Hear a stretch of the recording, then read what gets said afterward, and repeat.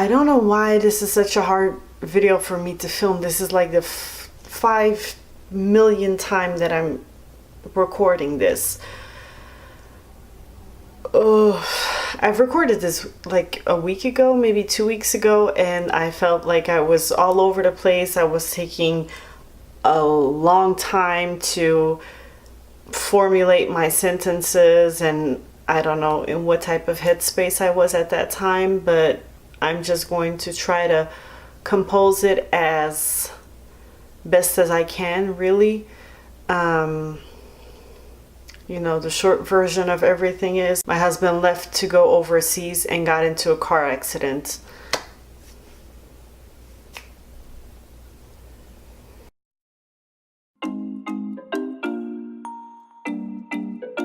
The reason why he needed to go overseas is because his younger sister was getting married, and it's obviously very important for him to be there. We decided as a family that it was better for him to just go and not all of us. And as you guys know, we moved to Wichita. His flight was from Kansas City, which is 3 hours from us.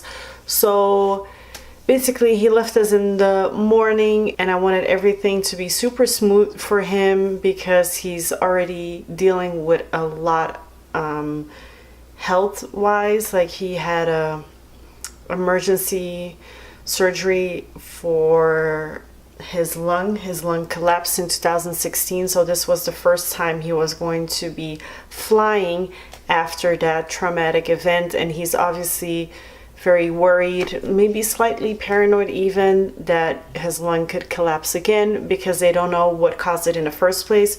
So you know, the pressure of the air and all that stuff in the plane, he was just already worried and dealing with a lot. On top of that, I was not traveling with him, so I just wanted to be like a smooth breakfast type of situation and him then leave. So he left.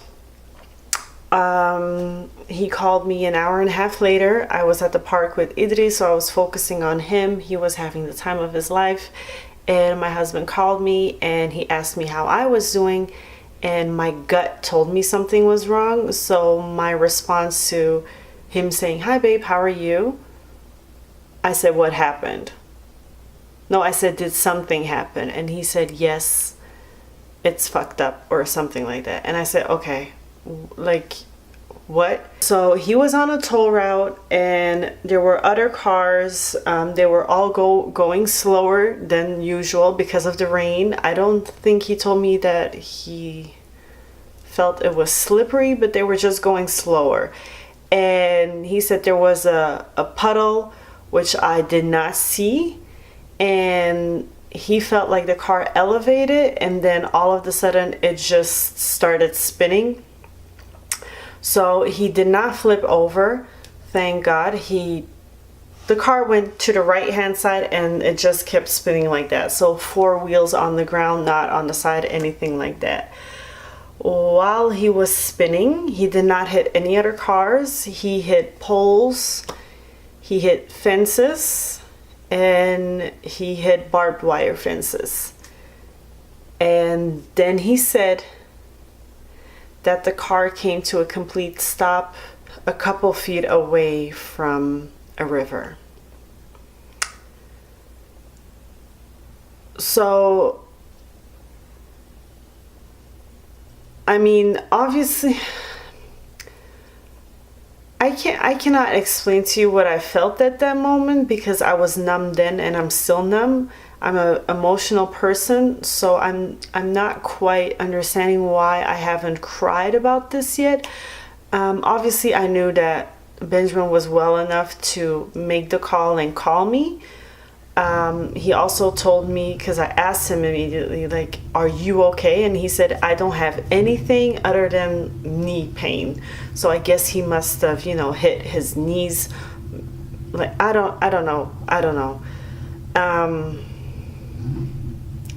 You know, he called 911 and the operator obviously asked him did he know where he was at, and he said, "No, I'm sorry, I'm like disoriented and in shock, I have no idea." On top of that, he's on a toll route on his way to Kansas City, so it's not like he's familiar with the area. He's familiar to Wichita now, but not really that area.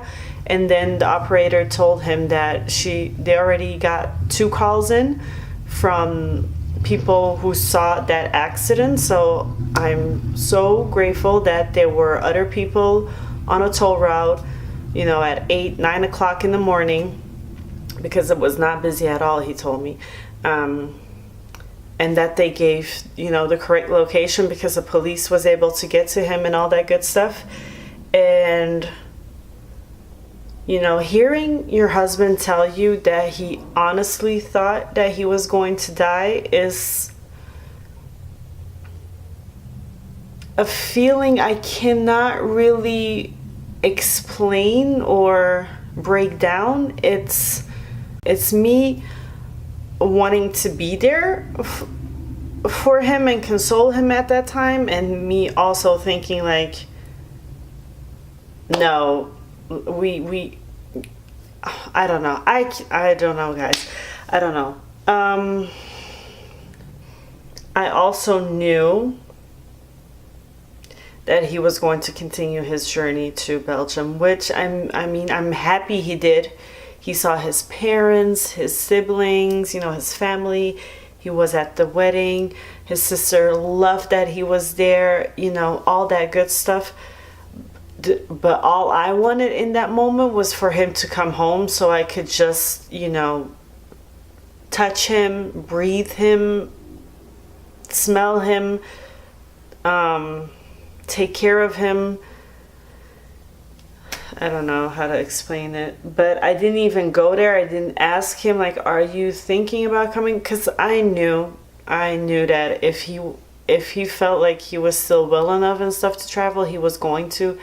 And the police, you know, checked the car, and they said the only reason why he was allowed to continue his journey was because the airbags did not explode, because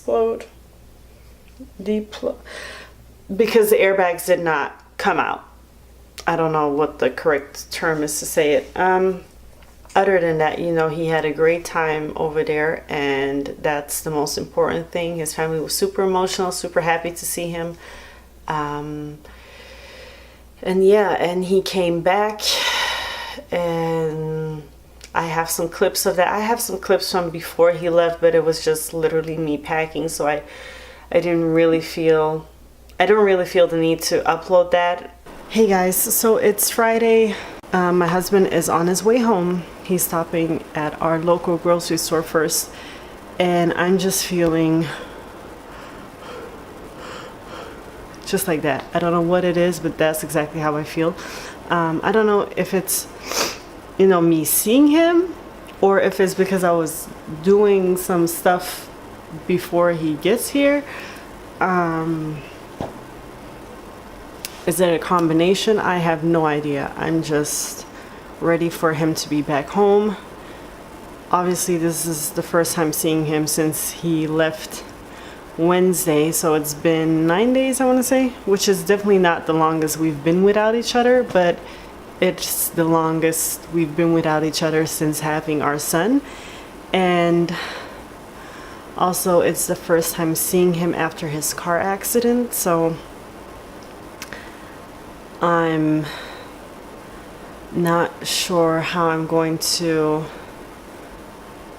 react when I see him. I mean, I hope I'm calm. I don't want to see the car and then realize and really understand and freak out. But I need a second to just... Where's my drink? Where's my drink? Okay, it's over there. Okay, I need a second to drink my Gatorade because I feel like I'm about to faint. My blood sugar has been low the past couple of days. I need to just pull myself together before he gets here. Oh my god, guys, I legit feel like I'm gonna have to throw up. I'm so thankful that it worked out that Benjamin. I'm so thankful that it worked out that Benjamin, his flight and his car ride back home was during Idris's nap time.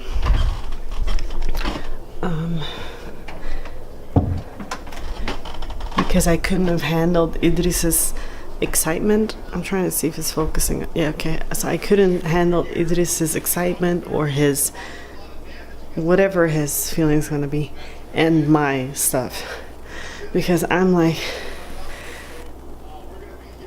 my knees are buckling.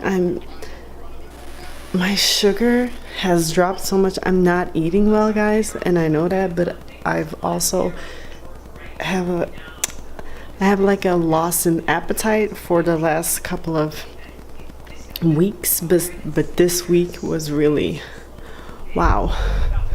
So, oh my god, I'm sweating balls.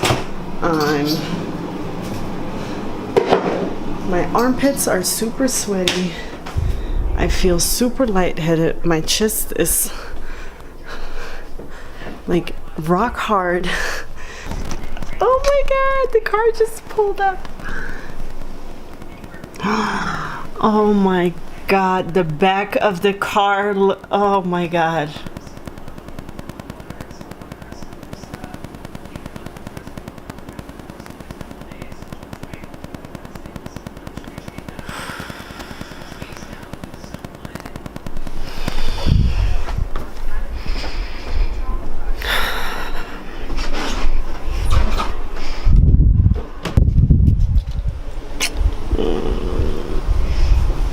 How are you? Ça va?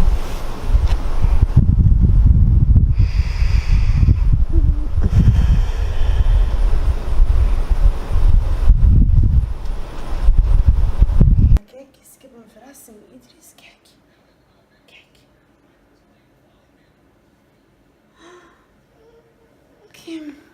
Kim. Baba.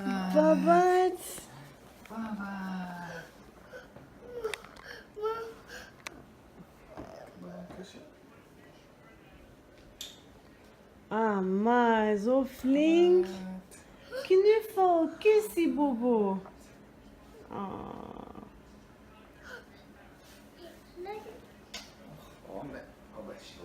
So yeah, so then he came back and we found out, I want to say like a couple days ago, we found out that the car is considered a total loss. So the insurance gave us a couple of options, and we did decide to let go of the car and find a new one. So basically we now just have to wait until our leasing office, gets everything from our insurance so that we can go ahead and look for a new car. And it's a little bit, I'm not gonna lie, it's kind of hard.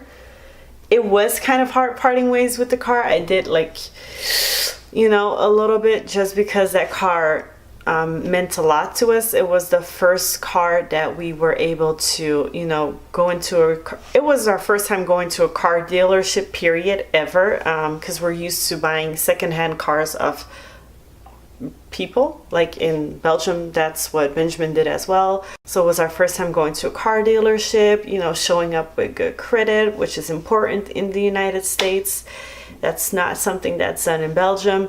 So we were really proud when we were able to get that car. We got that car actually on a really good deal, and I manifested it exactly to the T what I wanted, and I was so proud of it. We got it 1 month before Idris was born, exactly 1 month before he was born. And yeah, it's, we traveled with that car from Florida to Wichita. It was just a lot of sentimental memories attached to the car, and I was really proud that we were able to get that car, which it was a Toyota Venza, 2011 Toyota Venza with full options, and clearly that car saved my husband's life.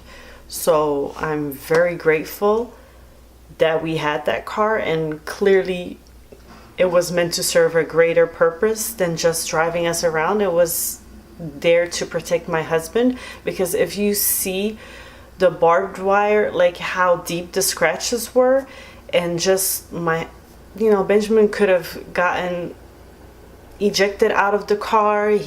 The car and Benjamin could have like gone into the river. So I mean, the car protected my husband. So that Toyota Venza is a real, if you need a car recommendation, that car is really, really good.